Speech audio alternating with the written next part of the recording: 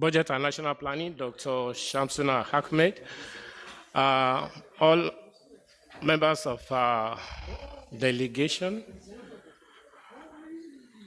my distinguished colleagues in the press corps, and stakeholders watching us online. It's my pleasure to welcome you to the 65th edition of the State House Briefing, coordinated by the Presidential Communications Team. Distinguished ladies and gentlemen, the diversification of the nation's economy has always been on the front burner of the present administration. And our guest today, the Honorable Minister of Finance, Budget and National Planning, has always been part and parcel of this diversification process. Despite the negative effects of COVID-19, the Nigerian economy has continued to show its resilience, even when other bigger economies are ululating, thanks to adaptable policies and deft management. This morning, the Honorable Minister is here with us to provide updates and strides being made by the President Buhari-led administration to grow the economy, and further, she will highlight plans being in place by our ministry to manage Nigeria's economy. Now, the Honorable Minister has another appointment in about 1 hour. She will be quite fast with her presentation. And during the question and answer session, I also expect us to, we don't want to harmonize our questions and make them as snappy as possible. On this note, I would like to invite the Honorable Minister to grace our podium and speak with us for a few minutes. Honorable Minister.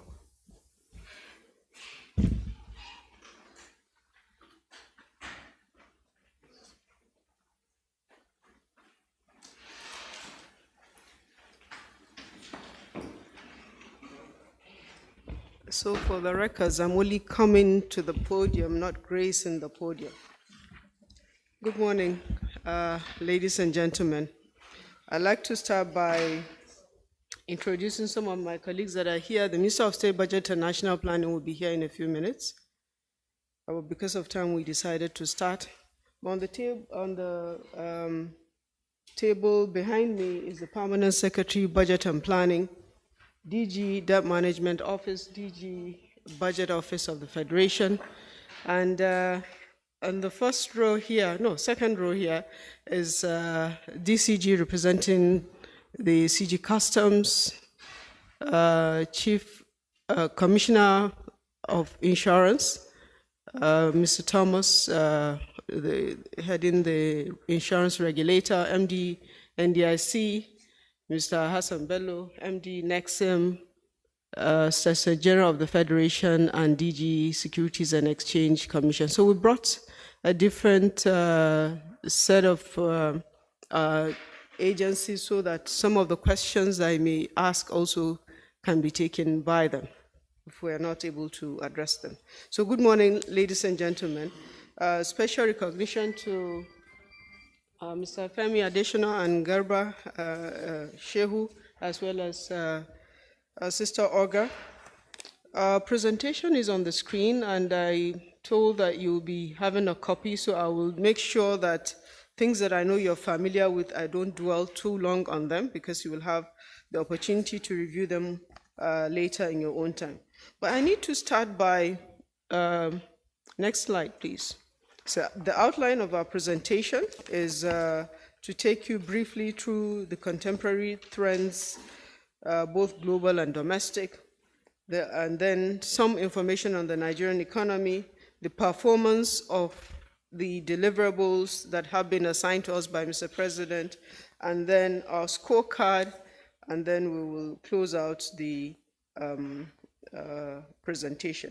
But I also want to call your attention is there is a rich set of appendices that drills down into more of the information regarding the work that we've done as a ministry, also along with our agencies. So the global economy is, and this is at slide 4, is currently facing multiple shocks, often described as a polycrisis. This has led to economic instability in many countries. The Russia-Ukraine war and the impact on energy and food prices, high inflation leading to high cost of living, economic slowdown in China, and the impact on global supply chains, Contractionary monetary policy stance causing currency depreciation and balance of payment pressures in emerging markets and developing economies, increasing adverse climate incidents, as well as the risks, different risks that we face domestically. So the risks are balanced towards there is potential for faster global economic recovery as inflation moderates and China continues its reopening process. According to the World Bank, according to the IMF and the World Bank Economic Outlook, downside risks to the global outlook remain with the ongoing war in Ukraine, because up to now there's no prediction as to when this war will subside, and there's also the possibility of the resurgence of the COVID-19 pandemic in China. So the real GDP growth was surprisingly strong in the third quarter of 2023 due to higher private consumption and investments, easing of supply chain bottlenecks, and declining transportation costs.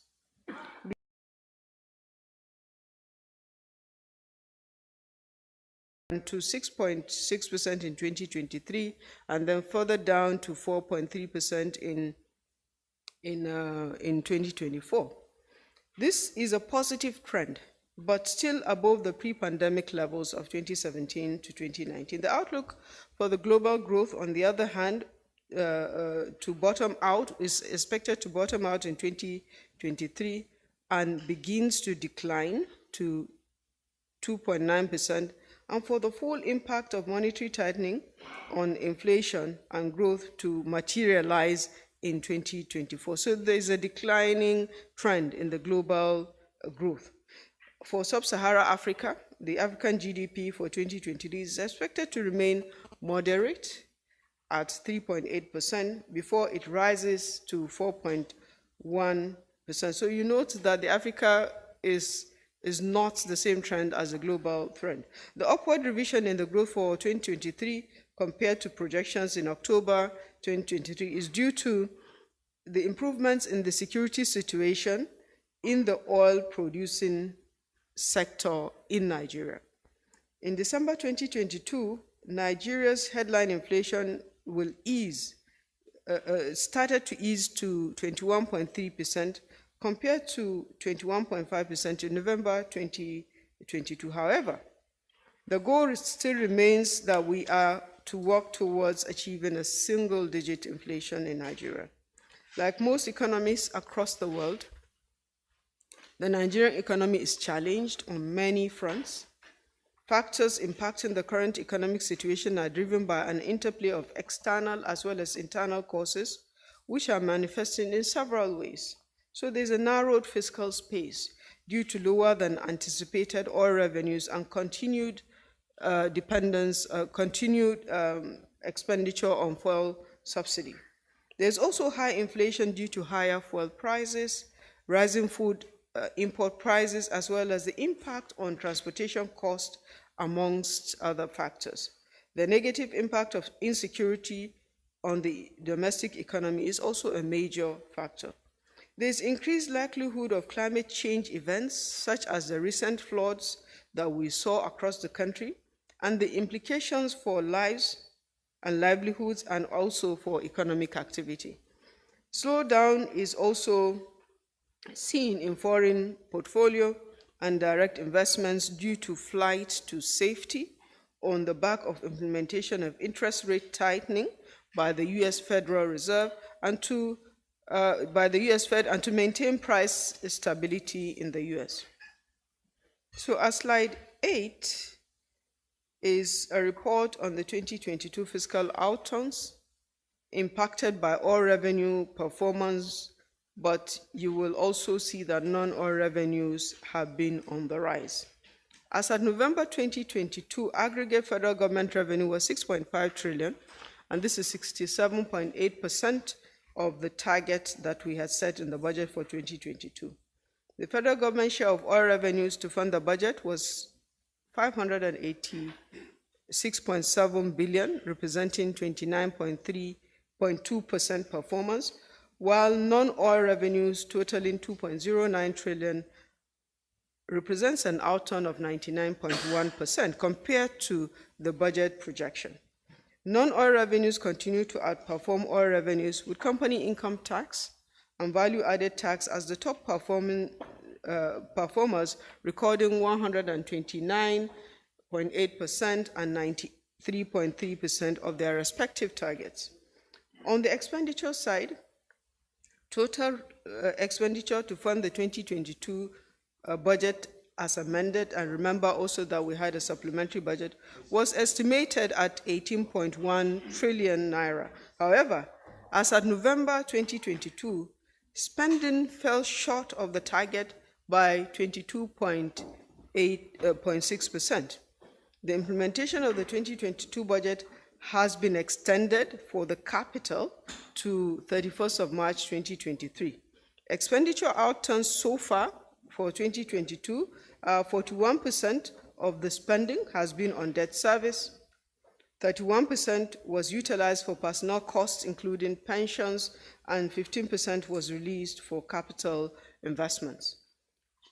On the fiscal deficits, the combined fiscal deficit for 2022 is estimated at 8.17 trillion, with 54% of the deficit financing to be obtained from domestic sources. Let me now report on the performance of the ministry and its agencies, so that is the ministerial deliverables as committed to Mr. President. At slide 10 is to just show you briefly what our mandate is and the various laws and decrees that gives the Ministry of Finance its mandate. At the next slide, this is very, very small. I'm sure nobody can see it, but I'll leave you to show it. It's just showing you the 9 federal government priorities and also the deliverables growing from these priorities that have been assigned to the Ministry of Finance, Budget and National Finance. So we have 40 deliverables out of these 9 priority areas. And there are several of them, from ensuring presentation of annual budgets to make sure that they conform to the January to December cycle, which we have been able to achieve, to review of the budgets where they become necessary, ensuring full implementation of IPPIs across all MDAs, including educational and security agencies, optimizing fiscal incentives to boost productivity, and also increasing public revenue by implementing the public finance reform strategy, that is the strategic revenue growth initiatives, and several others that I will leave you to review. So at slide 13, I'll speak to some of the achievements against the deliverables, the 40 deliverables that had been assigned to the Ministry of Finance, Budget and National Fund. So to support domestic revenue mobilization efforts, the Strategic Revenue Growth Initiative was introduced in January 2019. The non-oil revenue share of total federal government revenues to fund the budget increased from that time from 30% to 73%. And we think this is a very important achievement. In particular, revenues collected by the Federal Inland Revenue Service grew from 6 trillion from 2021 to 10.1 trillion in 2022. So these are federation revenues, it's not federal government revenues. So what I reported earlier on is the federal government component of the revenues. That is for the fiscal year 2022. And of this 10 trillion, 4.1 trillion is oil revenue, while 5.9 trillion, 96 trillion is non-oil revenue. So these are federation revenues. So we also had introduced the annual finance acts as a fiscal tradition to support the annual budgets in the delivery of the fiscal strategy of government. So the Finance Act is an omnibus bill. It complements our domestic revenue strategies and stimulates investments in the Nigerian economy by allowing the targeting of specific provisions in existing tax laws that impact revenue generation and collection, tax administration, and improvements to the business environment. There is the fourth that we have done in the series that is under finalization between the executive and the legislature. I must say that the legislature had conveyed to His Excellency, the President, the finance bill for 2022 to support the implementation of the 2023 budget, but the President has not been able to sign up on it because there were two very significant provisions in the bill that the President wanted the National Assembly to revisit. And as you know, the National Assembly has been very busy with a lot of things, including the works in their constituencies. There's also the launching of the Road Infrastructure Development and Refurbishment Investment Tax Credit Scheme. This was presented by the Ministry of Finance, Budget and National Planning to His Excellency the President as a financing option for development of road infrastructure.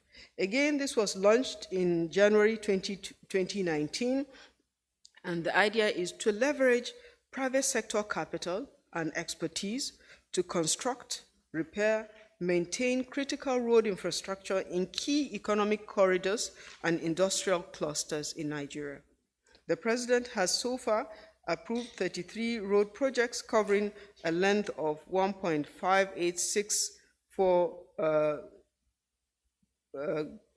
kilometers as at 2021, and there's about 142.27 billion naira, equivalent to about 190 million US dollars in tax credits that have already been issued by the Federal Inland Revenue Service to the investors in the road infrastructure tax credit scheme. And as you know, the NMPC has just joined the tax credit scheme with a number of roads already approved by FEC last week. 1.9 trillion is the total value of the roads that NMPC has undertaken, and they will be executing these roads, and they will be settling they will be recovering their investment also through tax credits. There is the return of the budget cycle to this predictable January to December pattern.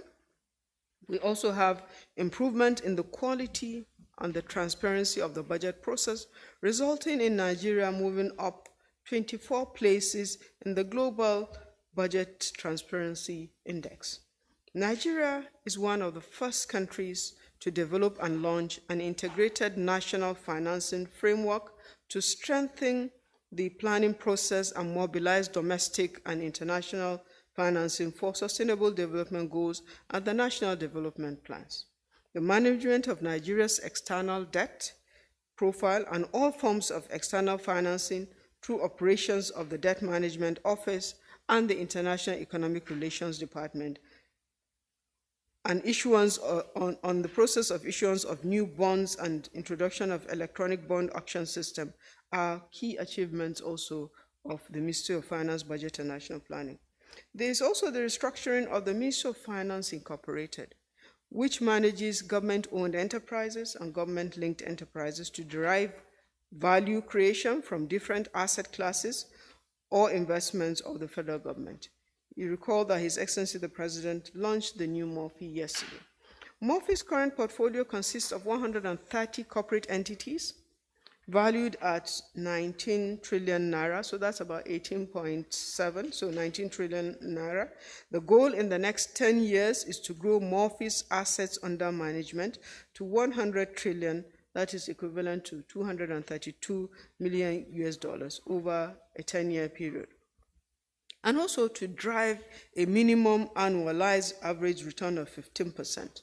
The governing Council and Board of MOFI were again inaugurated yesterday by His Excellency, Mr. President.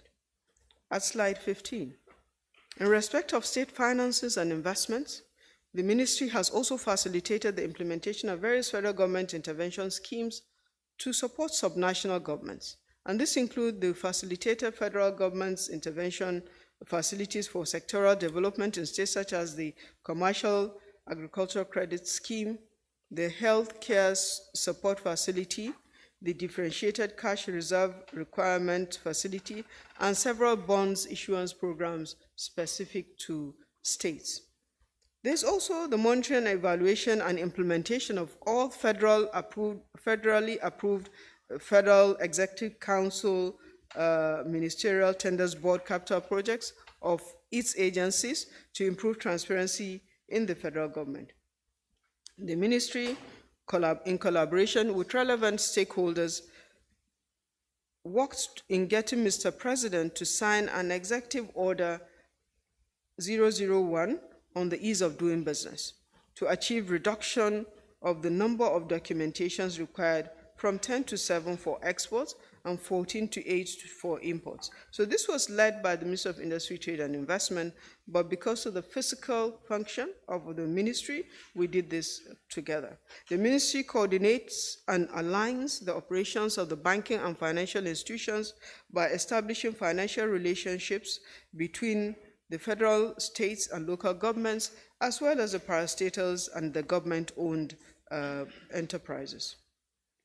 The Ministry of Finance approved for the Nigerian Export-Import Bank, NEXIM, to increase its share capital from 121 billion to 500 billion over the next 5 years, and NEXIM is already in the process of doing that. In collaboration with AMCON, the ministry was able to resolve a significant part of the eligible bank assets, debts, disposable and recoveries of loan-performing portfolio of the AMCON. As at December 31st, 2022, the NDIC had provided depositors insurance coverage to 33 deposit money banks, comprising of 24 commercial banks and 8 merchant banks, as well as 2 non-interest banks, plus non-interest windows. It was also able to provide insurance coverage to 882 microfinance banks, 34 primary mortgage banks, as well as 3 payment service providers and 39 mobile schemes. Next, NDIC was also able to pay back to refund 109 billion naira of funds trapped in failed banks to the depositors of those banks. And this process is ongoing. In collaboration with the Ministry of Power, we're working together for the implementation of the Presidential Power Initiatives, which is an initiative between the Nigerian government and the German government to resolve challenges in the power sector and also to expand capacity for future power needs through a partnership with Siemens AG. The aim is to modernize and increase the Nigerian electricity grid capacity from the existing 5 gigawatts to 25 gigawatts over 3 phases. The substation equipment, so in phase 1, the substation equipments have been arriving in country, and contracts for upgrading of the existing transmission substations and also for distribution lines, which is up to about 5,000 kilometers, are at various advanced stages of award, while financing negotiations with the German banks and Euler Hermes for the pilot project is nearing conclusion. And this is a package of $2 billion US dollars and 6 to 2 million euros respectively. At slide 17, we have 2 arms of the ministry. So there's the finance arm and there's the budget and planning arm. And my colleague is here. But I'll speak briefly to some of the key achievements of the planning arm, some of which I've also mentioned in my previous slides, but specifically to report that the approved National Monitoring and Evaluation Policy, which is a framework for institutionalization of the practice of M&E to promote good governance, learning, and accountability for results that will contribute to improvement of socio-economic development and enhancement of well-being. So the National Monitoring and Evaluation Policy was approved by the Federal Executive Council. Also, the planning of the ministry had developed a digital monitoring and evaluation tool known as the IMAC, aimed at enabling citizens to participate in monitoring and providing feedback on federal government infrastructural projects being implemented in their communities using their mobile devices on a real-time basis. And I want to encourage you to visit IMAC at www.imac.ng. The planning arm of the ministry also developed and we got approved and launched the National Development Plan, medium-term plan for 2021 to 2025, The Nigeria Agenda 2050 is also completed, and we're working towards the launch of the Nigeria Agenda 2050. The launch of the multi-dimensional poverty index is also another achievement of the planning arm of the ministry. This is an index that is a measuring tool which is measuring poverty in Nigeria, the poverty levels in Nigeria. There's also the review of the National Social Protection Policy for 2021 to disseminate information on the need to increase fiscal space of social protection in Nigeria. This was also approved by the Federal Executive Council. So the ministry's scorecard, as slide 19. Okay, this is clear. In 2021, the performance of the ministry was of the 39 deliverables, we had 70% performance, full 100% complete, while in 2021, that performance increased to 29% of the 29 numbers deliverables fully achieved. And in 2022, of the 39, we have 30 of the deliverables fully achieved. So highlights of the key achievements of the ministry in line with its performance bond to Mr. President is we were to ensure full implementation of the Integrated Financial Management System, IPPIS, by all MDAs, including educational and security agencies. There's a total of today 723 MDAs that have been enrolled into the IPPIS, including security agencies and the Nigerian police, with an outstanding of 5 MDAs from the targeted 728 yet to be enrolled. And this are, of course, some of the tertiary institutions. We have also been able to optimize fiscal incentives to boost productivity in critical sectors, including agriculture, solid minerals, and manufacturing. The federal government has disbursed 528.38 billion and supported a total of 233,974 MSMEs. We have been able to reconcile and monitor monthly revenue performance. A total of 1,700 MDAs have been monitored so far. We've been able to implement capital market master plan. The Securities and Exchange Commission has just recently launched a revised version of the 10-year capital market master plan in 2022 of the market and development in financial technology. There's also the full implementation of GIFMIS to all MDAs and extension to other arms of government.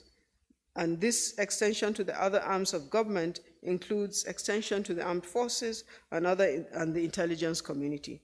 The target was 947 MDAs, while the outturn is 823 MDAs. So there's 823 MDAs that are fully operating on the government integrated financial management system. So to conclude, so we have a time for discussion. The Ministry of Finance, Budget and National Planning has a broad range of mandate to manage the nation's finances in an open, transparent, accountable, and efficient manner that delivers on the country's development priorities. The ministry presently has 15 departments and 4 operational units. By virtue of its mandate, the ministry plays a supervisory role to 18 agencies whose mandates and functions are closely related to that of the ministry. The ministry is also responsible for managing all of Nigeria's external and domestic debts as well as financial arrangement, and we borrow on behalf of the federal government and state governments and ensure debts are serviced as and when due. And I want to also pause here to say that up till today, Nigeria has not failed in any of its debt service obligations, whether external or local. And our medium plan also shows that we are still well situated to continue to service our obligations. In addition to the ministry In addition to all of this, the ministry has a responsibility to the subnational governments through its activities at the Federation Account Allocation Committee, FAC, as well as a responsibility to the National Executive Council, which we provide the secretariat and administrative support to, but also the Joint Planning Board, as well as the Joint Tax Board, and other fora for state interaction on financial matters. Beyond this, the ministry provides extraordinary financial support to states to ensure national fiscals is in a good stead. And I want to pause here to say that His Excellency, Mr. President,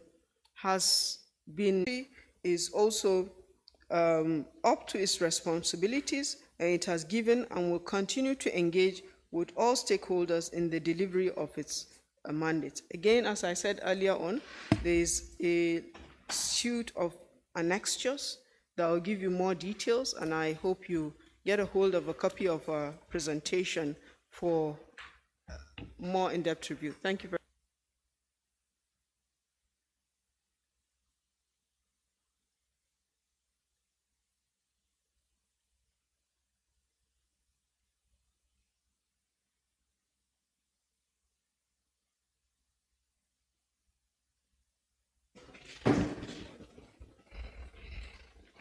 Horatius, Felix, Steve, and Raliat.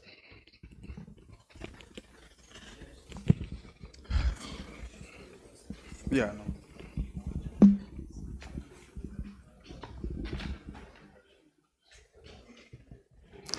Good morning, honorable ministers. My name is Horatius Egwa. I write for the Bridge News.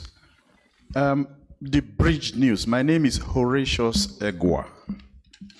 The issue at stake that is at the center stage now is the issue of the Naira redesign, which is a beautiful idea.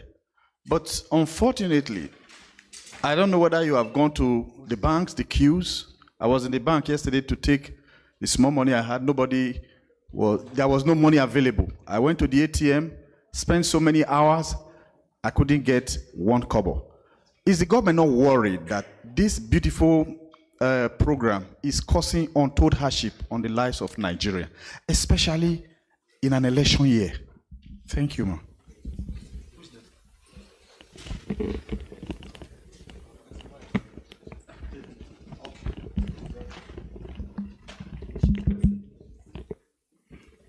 Honorable Minister, my name is Felix Onwa, and I'm from Reuters, World News Agency. Honorable Minister, I just want your reactions to Moody's downgrade rating of the Nigerian economy. Thank you.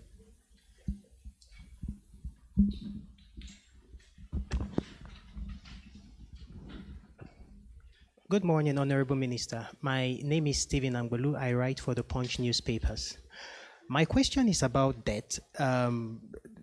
As at last October, we understand that there are about $716 million judgment debt at the moment. What are you doing, or what is your ministry and your department under it doing to push this down a bit before the next administration? Thank you.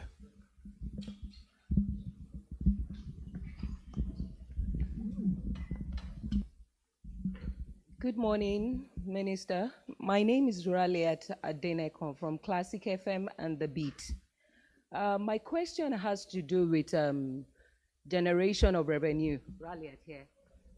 Okay, Raliat Adenekon from Classic FM and The Beat.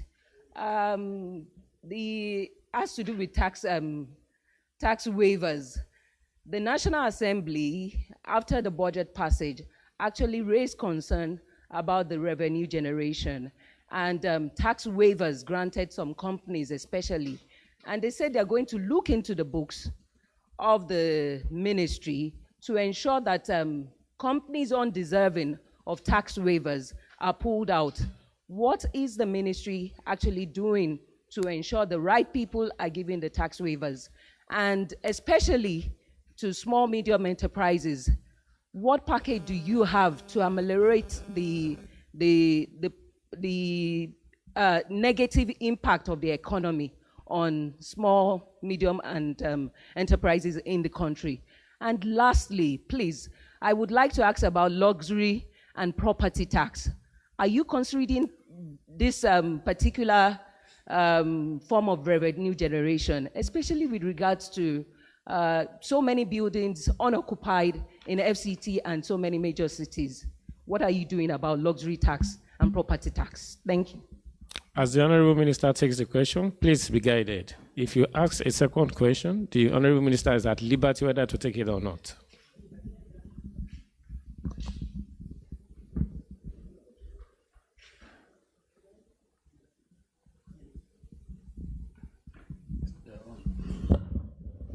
Well, thank you very much for your attention when I was making my presentation, and also to thank you for all of the support that the Ministry of Finance, Budget and National Planning has had from the media in general. The first question from Bridge News: is government not worried about the redesign of the hardship that the redesign is causing to the citizens? Of course we are worried. We're not happy that citizens have to queue and struggle at bank ATMs to be able to get their cash. But this is a temporary solution. Let me just give you an analogy. If you have a wound, for you to be able to heal that wound, it needs to be dressed. And sometimes when you go to the hospital, they'll put iodine on the wound, and it is very painful. But it's necessary to do that to be able to get the wound to heal. So it's not easy, and Mr. President is not happy that citizens are really suffering. But we're convinced that it is something that needs to be done at this time. And also, the central bank has been responsive in terms of providing some extension and also further explanation that come the closing date, that it's not all over, that there's still opportunity for citizens, as provided for in the CBN Act Section 20, subsection 3, to actually take their old currency to the central bank for redemption. So it's not all over. But the positive side of it is that there's a lot of currency that has been mopped up by this operation, and it means it has achieved a good level of success. The only sore point is the pain it has caused to citizens, which is regrettable, but which is also very transient and temporary, and the bank is continuing to address it. I want to also say that to Felix from Reuters, the Moody's report downgrade it came as a surprise to us, because we had presented all of the work that we've been doing to stabilize the economy. But these are external rating agencies that don't have the full understanding of what is happening in our domestic environment. But the reasons they gave also are very practical ones.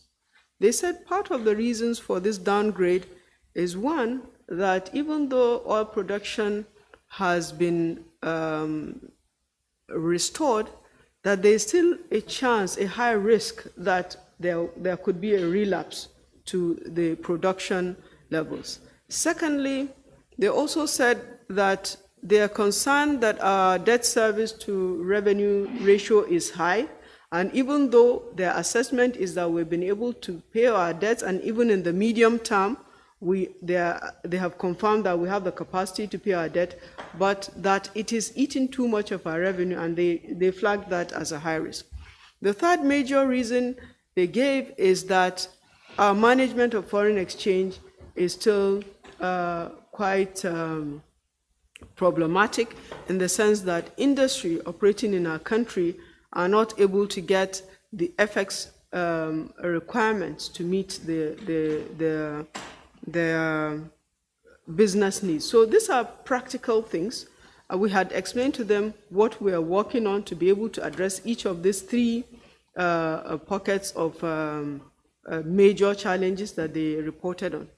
But at the same time, we were also going through a rating review by S&P Global. So yesterday, S&P Global had sent us a notice of what they will release, and S&P's assessment is not the same as the assessment of Moody's. They have come out with a much better assessment to our view. So there are global rating agencies, they have different views and different operations. S&P's rating will be released tomorrow, is a much better one than the Moody's one. I'm not at liberty to say what it is now because they haven't formally released it. They just sent us a draft so that we can comment before they release it tomorrow, and we're getting back to them by COB today. So it's a good one that is coming out from S&P. The question from Stephen Punch on the judgment debts. So the judgment debts are they're very large. We had gone to the Federal Executive Council with the batch of judgment debts, and the council had reviewed it and committed our report to a special committee of cabinet, and the cabinet committee is still working to make sure that whatever we're committing to pay is the right thing to do, including making sure that these judgments actually exist, that they were properly carried out, and there is an obligation on the side of government. Ralia, Classic FM, on tax waivers. Tax waivers is an issue that we ourselves reported to the National Assembly because we report the size of the tax waivers on an annual basis, and we told them what we were also planning to do. And what we said is we're working at reviewing the various suite of incentives that we have for enabling business today. And the broad objective is to exit the incentives that are dated. We have some, for example, pioneer static incentives that has been on since 1954 or something like that, for companies that are listed as if I don't know whether the right word is startups or new companies, but these are companies that are now very old and matured, and they're still enjoying this. So we plan to exit it. But as you know, government policy is not something you do like the flick a switch. It has to be planned. You have to make sure that the incentives that are already given, that are out there, mature, that you're not changing the rules in the middle of the game. So what we are going to move to is moving these incentives to new and infant industries. Largely, there will be the new IT, digital companies, startups that we require for the economy to run. So there's a review process. And as you know, on the fiscal side, we are implementing these waivers that are provided and agreed to be provided. But we're also the ones saying these are too high, you must reduce it. But we have colleagues also at the trade side that are saying we need these incentives for businesses to come in and to grow. So it's not really an easy decision to take, but it's something that has to be walked through, and the work has already started. On Ralia again, on what we're doing to protect MSMEs, you will see that even in providing incentives during the COVID, that MSMEs were the major target. We tried to protect them by various clusters of the initiatives under the ESP that we had implemented. We provided in the finance bill special tax reductions to support MSMEs, and these are zero waivers for companies with turnover of 25 million and below, and reduced tax rate from 30% to 20% for companies with turnover of 100 million, between 25 to 100 million. So these are, the MSMEs form the largest base of our economy. Our economy is still driven largely by the informal sector. About 60% of the contribution of the economy today is from the informal sector. So we need to do all we can, including making it easy to register, making it easy to get permits and licenses, improving the ease of doing business so that this small enterprises are formal. So when you have financing, they can access it. When you have interventions, they can access it, and also so that they can grow and employ people and expand their businesses. On luxury tax, this is also something on the table. We have in fact contemplated some aspect of it in the finance bill that is currently work in progress. Last round. Is that the last question? No, yes. I think that's the last one. Okay, so let's see if we can take, If you can take the more, floor, yeah. Because in another 14 minutes we should be Yeah, we should be out of here. Gloria? I didn't answer that. Who? Okay, TVC, Tony Aileme, and Adesua. I didn't answer for Titas. Honorable Minister, there's one question online. Okay. Juliana Taiwo is asking, Honorable Minister, in the 2022 Finance Bill, the federal government intends to tax cryptocurrencies and other digital assets. How much is the government expecting to generate from this? Okay, good morning. My name is Gloria Umezuke from Channels. So you mentioned earlier that the problem is transient, the problem with the redesigned notes. And we see that really the concern is very, very, very huge out there. People are feeling very impoverished. And now I'm wondering, because there's been some suggestions that the old and new notes should co-circulate. Are you in agreement with this? Thank you.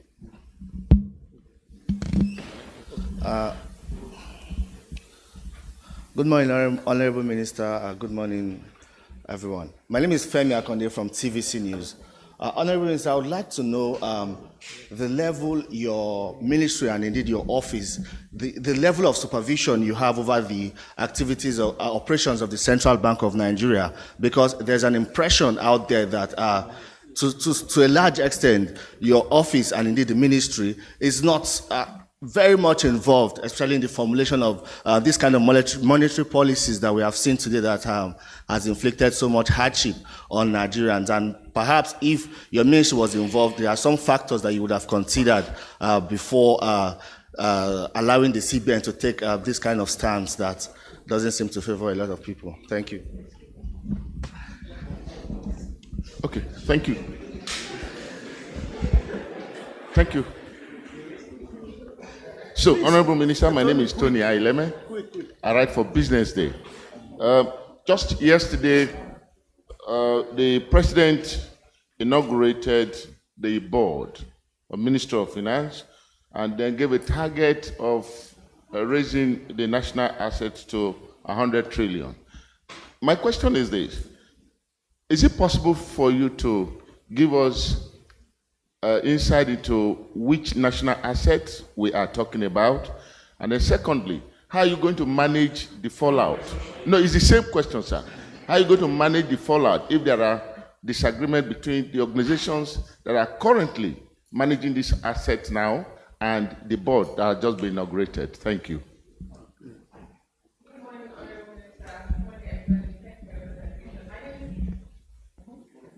Go on, Adesso.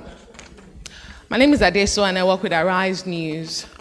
Honorable Minister, what do you tell analysts who are puzzled at government's track record in commercial enterprises? They say it's poor, and they give example of Mofi, which was coincidentally inaugurated with a new board yesterday, executive management team, and the NNPC. They say, for instance, we still have a downstream that is not fully deregulated, and we keep kicking the can down the road. Why is the Nigerian government afraid to take aggressive privatization steps in regards to driving up revenue?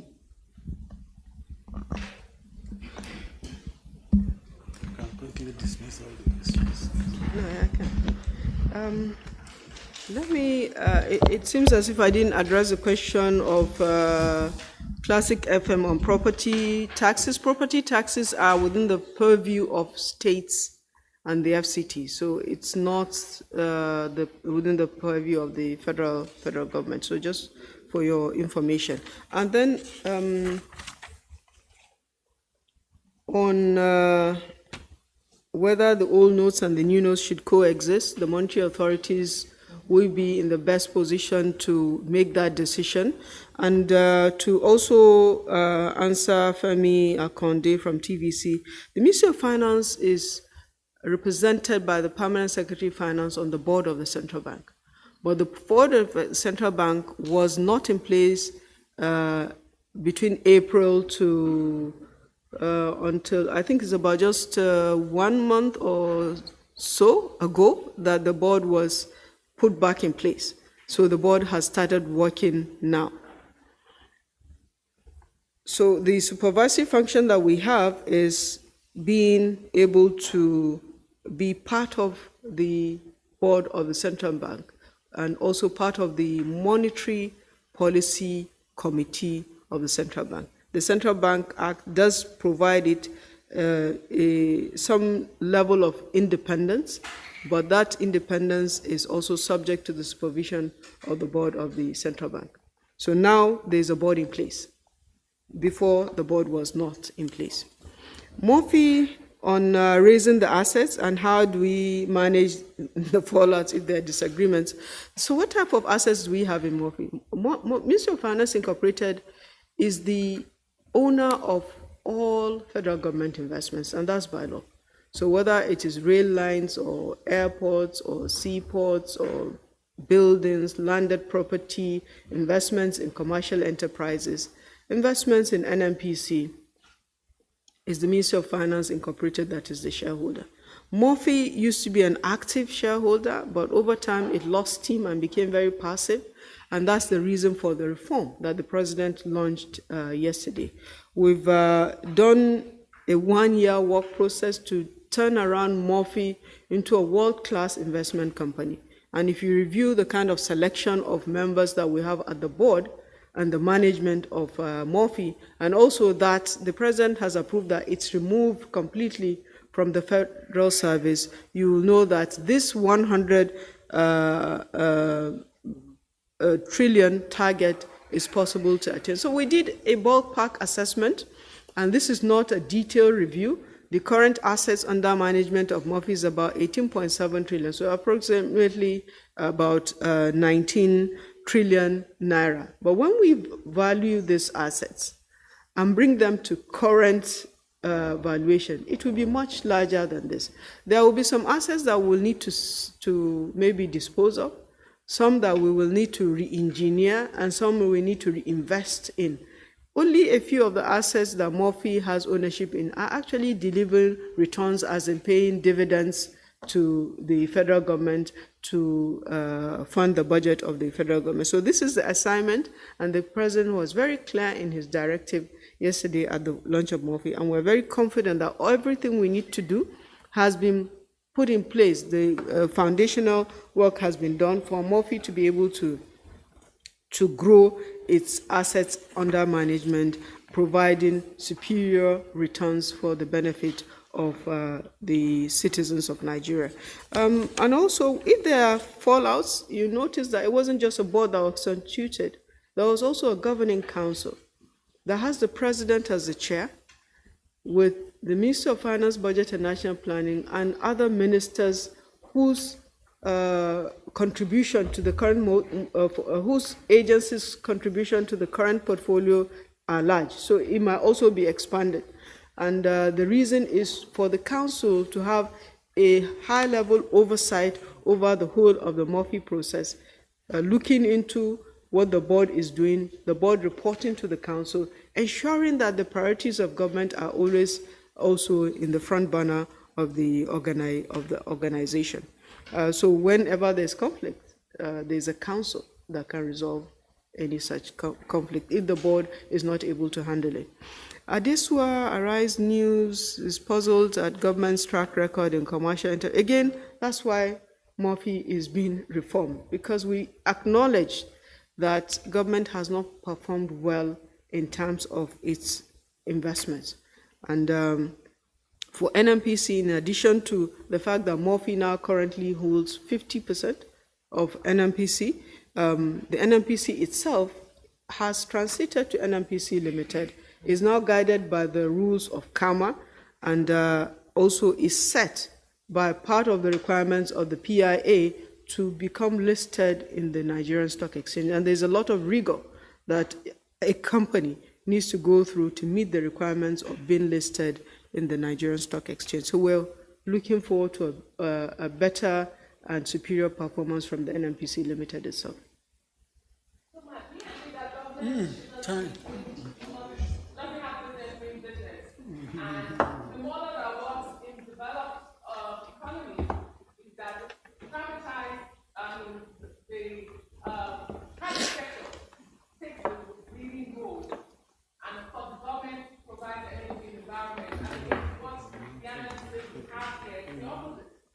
Adeswa, that's exactly what we're doing by reforming MOFI.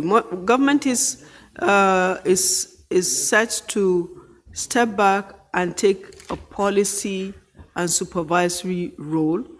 In terms of raising the investments in MOFI, these investments have to be done largely by the private sector. The National Development Plan that we're currently implementing has costed the plan at 350 trillion, and 85% of that is projected to be funded by the private sector. So that signals that government is pulling back and has to pull back because we don't have the resources to continue to engage in commercial activities.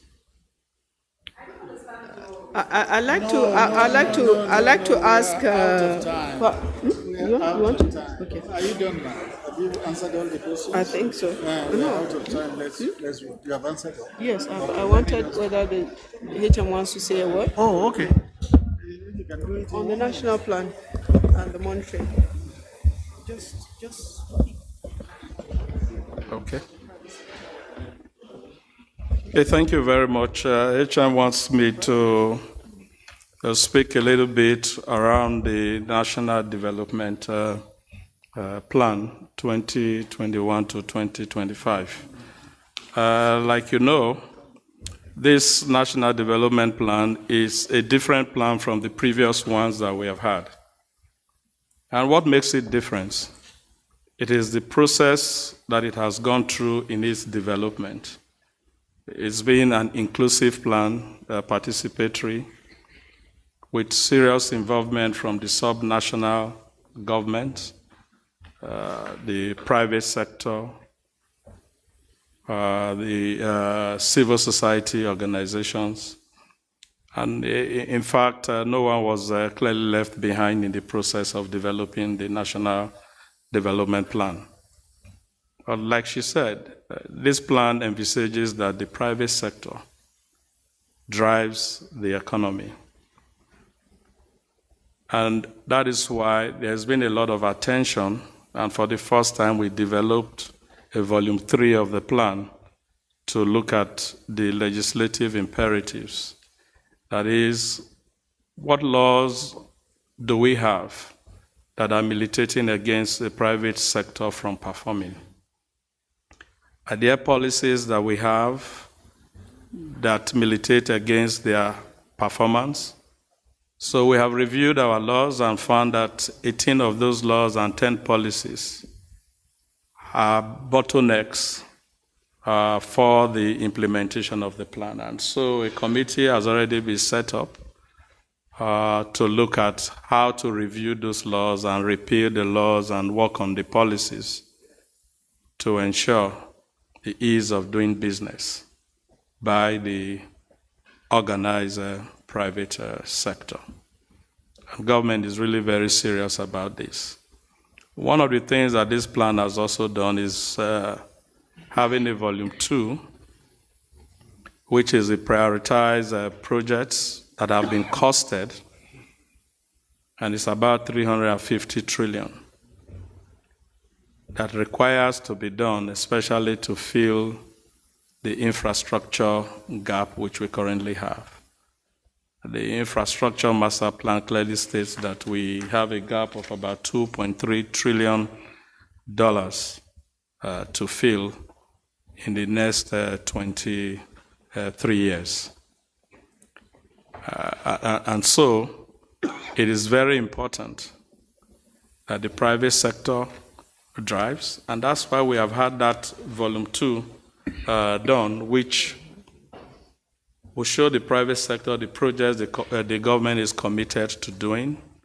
And so the BPE and ICRC will run the business cases for these projects with a view to letting the private sector know what is bankable that they can put their funds into.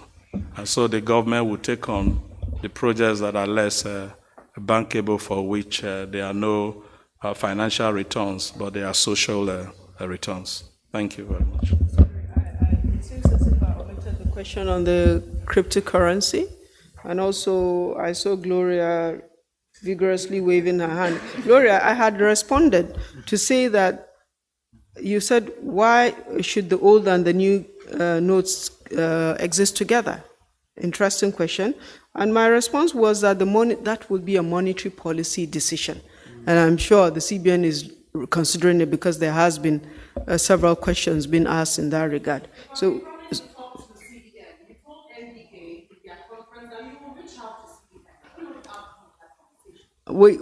again, it's a monetary policy decision, so the monetary authorities will take that decision. The ministry is represented on the board and in the monetary policy committee, so we have to wait for their own process to come out. I'm not making any pronouncements in that regard. But on the cryptocurrency, the taxation of cryptocurrencies is provided for in the law that we're trying to finalize. The exact volumes we don't have yet. There's still an assessment process that is going on, supported by the World Bank, so we know how much yield in terms of taxes will be. But Nigeria consistently ranks among the top global players in cryptocurrency transactions, and we're missing out completely from taxing that space. And the principle of taxation is whether or not the revenues are legal or not, you tax them, so government gets its share. So that's what we want to do, and the Finance Act will enable us to do that. Thank you very much, ladies and gentlemen. Thank you.